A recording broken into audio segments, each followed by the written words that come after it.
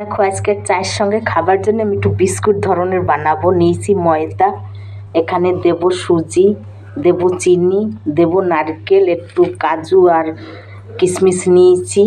এটা দিয়ে আমি সব কিছু মিলেই বানাচ্ছি, তোমরা দেখতে থাকো। দেখো সবগুলি ঢেলে নিয়েছি। এবার আমি দিয়ে দেবো গুঁড়া দুধ, তোমরা চাইলে লিকুইড দুধ দিয়ে করতে পারো। দিয়ে দেবো একটু বেকিং সোডা আর দিয়ে দেবো একটু সাদা তেল। আমার ঘি নেই, তোমরা চাইলে ঘি দিতে পারো। আমি দেবো সাদা তেল একটু, যাতে খাস্তাটা ভালো হয়। একটুখানি সাদা তেল দিয়ে দিয়েছি, কেন ভালো হইবে। একটুখানি নুন দিয়ে দিলাম। এবার সবগুলো আমি মেখে নেব।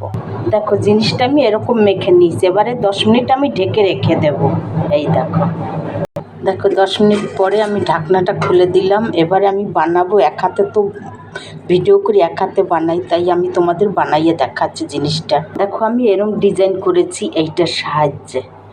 এই দেখো এবারে এদিকে তেল হয়েছে, আমি ভাজবো।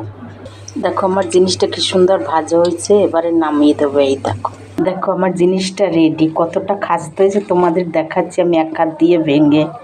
এই যে দেখো কতটা খাস্তা হয়েছে, তোমরাও বাড়িতে করে খেয়ে দেখবে।